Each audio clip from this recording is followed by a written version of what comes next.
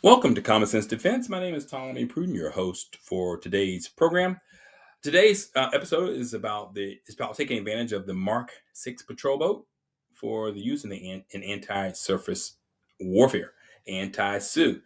Um, I'm excited about this because it's totally a game changer. I just find it very exciting. And so I want to, first of all, I want to talk about the Mark 6 patrol boat.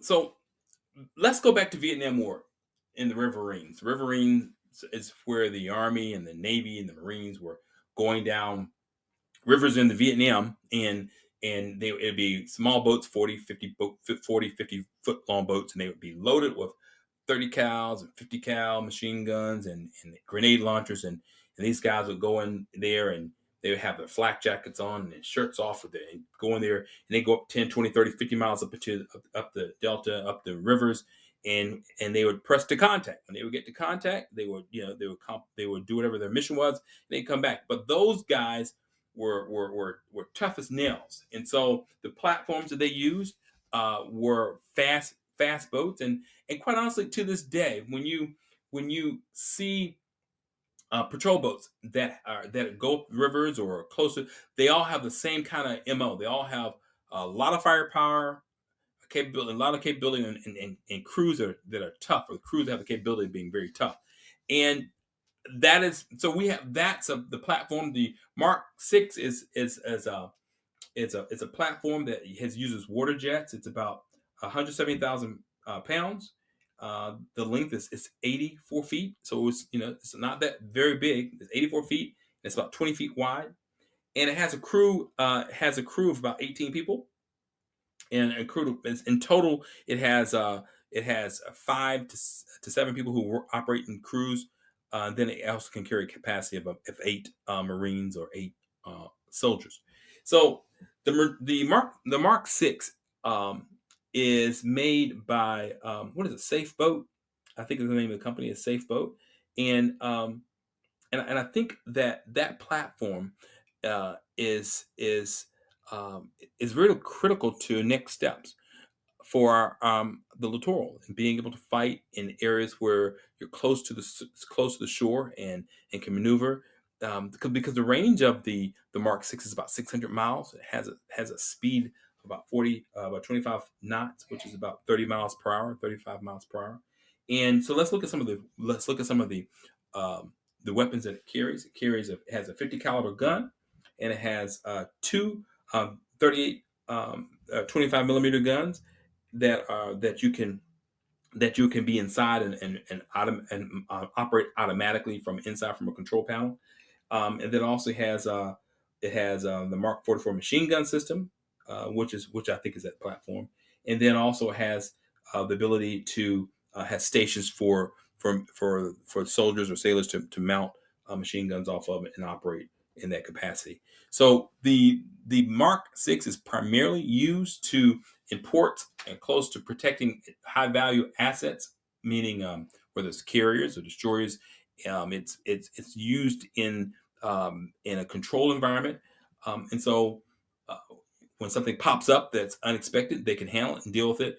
So the platform is not so much at this juncture used in an aggressive uh, foot forward perspective. I think in the Persian Gulf, we have a larger patrol boat that we use there. I think there's a contingent of about, I think, 8 patrol boats. Those are about 100 feet long.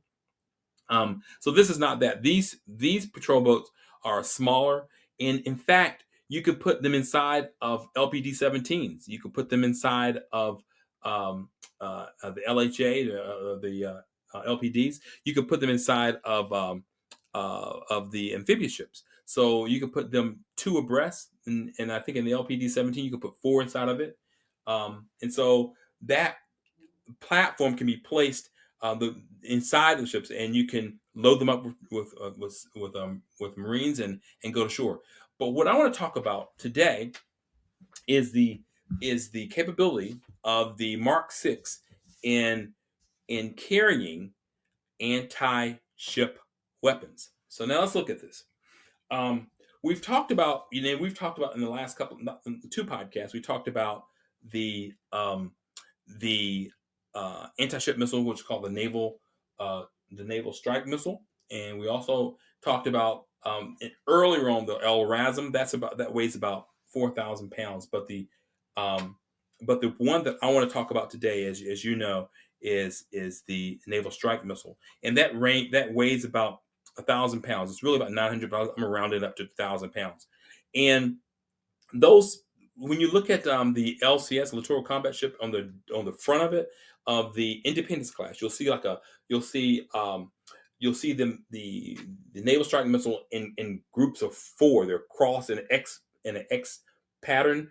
The launchers, two go to up to the right and two go up to the left. Okay, so that's kind of normally how we used to seeing those emplacements there. But I want to say that we can use those same types of missiles because they are can be deployed in twos, fours, sixes, and I believe in eights. So I want to dial all the way down to the base load of two, and you can put those. There's ample space on the stern of the Mark 6 for the launchers. So in the anti-surface capability, you got to just walk with me for a second here. If you can imagine a Mark 6 patrol boat next to an island or hidden in an area with a low radar frequency, with a low radar signature, and being able to hide up against that where it's not being able to be detected, you're able to launch missiles 110 miles downrange, not being spotted. The missile itself is quasi stealth, it has stealth capabilities, and is able to strike, hit, sink an enemy platform. So when you can do that, and you have a cell of four Mark 6s going about their business, then all of a sudden you're looking at really being able to increase the lethality of naval operations. Now, yes, they say the Mark 6 costs so much to sustain it. Well, let's look at that for a second. Initially, when they designed the initial designs for the Mark 6, they were supposed to be, I think, 40 platforms, 40 to 50 platforms, and that was going to reduce the sustainment cost because there were so many. But they decided, oh, we're just going to do 12. And what ended up happening was when they reduced the overall numbers for the platform, then obviously the cost for sustainment went up. And so for the water jets that it had and all those different things, the price went up. But the good thing about it is that here's a good thing. We put an order in for four. The Navy put an order in for four Mark sixes to be produced and developed for the Ukrainian Navy. So that keeps the line open, as we've always been talking about, keeping industry going, keeping the line open. So that keeps those guys busy, men and women busy, as we kind of can start looking at developing more Mark sixes. But let's look at this real quick. The Mark 6 can operate off of, you can put four of them in most of our amphibious ships. You can put eight in some of the, in one of the ships, you can put eight. And so the bottom line is we're looking at a platform. If you just can provide it with munitions and fuel, it can keep going. Now, the range, as I was stating earlier, is 600 miles. But guess what? You can put the Mark 6, it can operate in theater, whether it's near Japan, the islands of Japan, or whether it's not Indonesia, but in the Philippines. It can work in conjunction in those areas and be able to operate as a base, from a base, either on land or from a base like an ESB, which is an expeditionary sea base.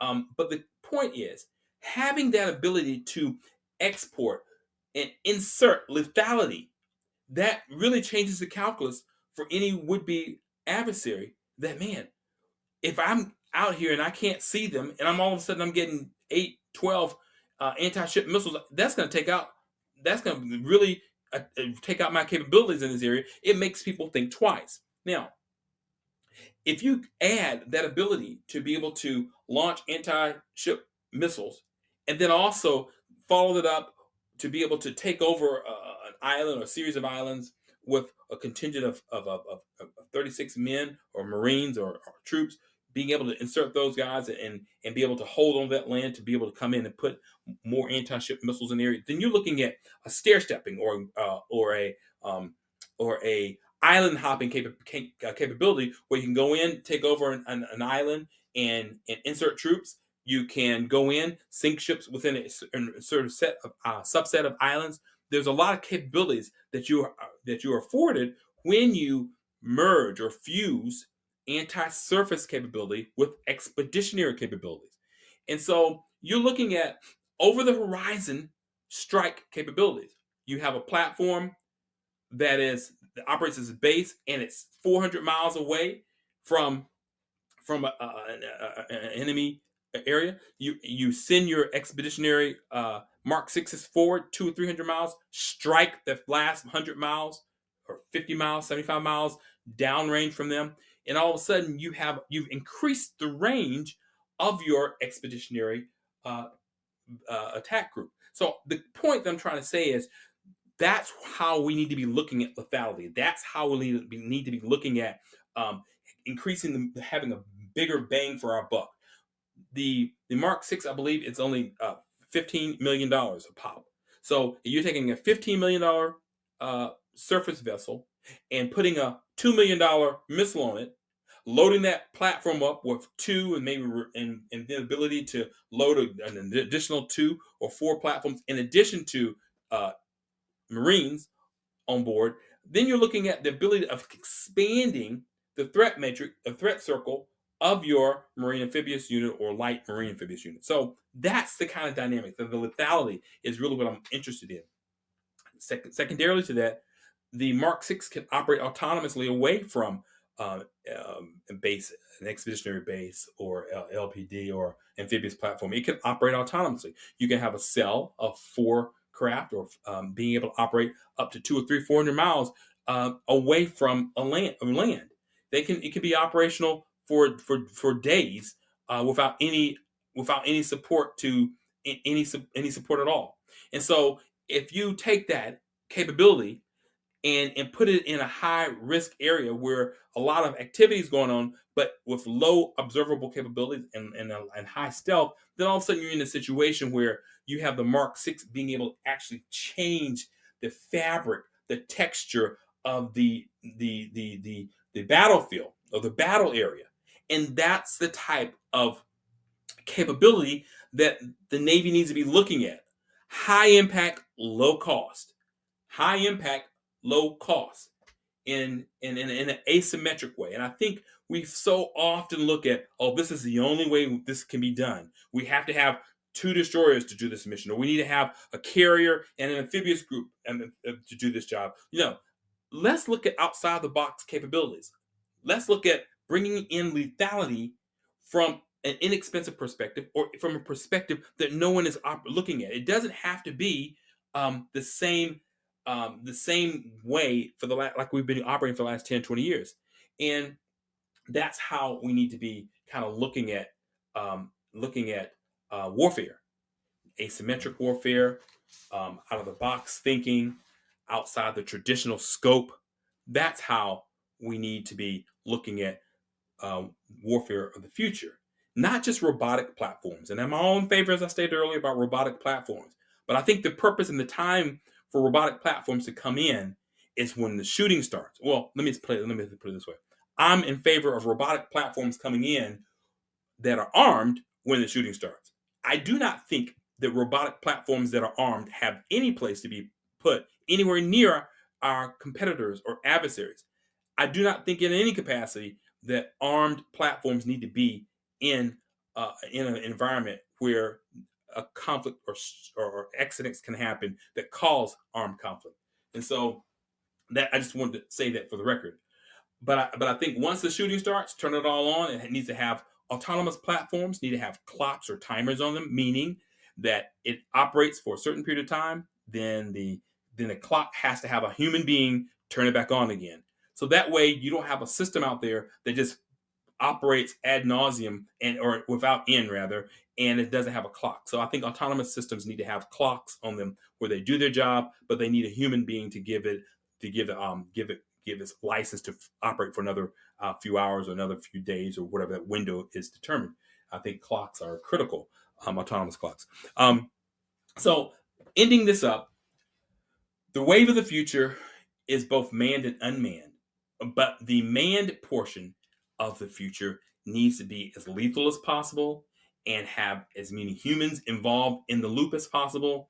And the Mark 6 is a perfect platform that can be used to, to bring lethality to the fleet at a low cost.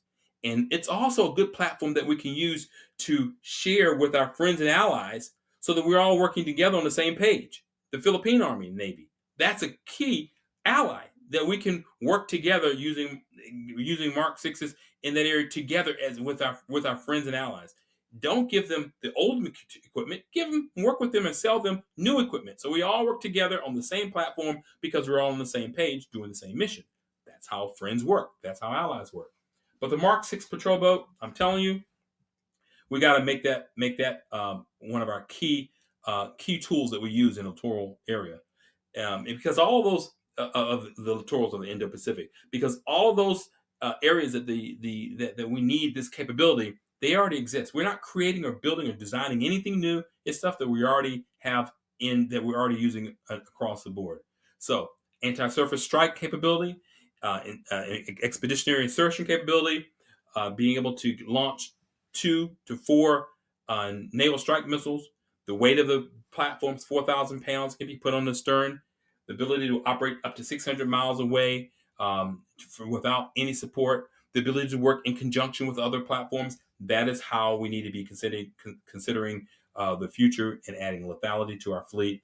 That is the way moving forward that I think that our Navy needs to be looking, and we need to fund that. And that's why that is the last part of the Build Our Navy campaign. Thank you so much for your time. Thank you for your support. We look forward to being with you in the next podcast. Be strong out there and have a great, great day.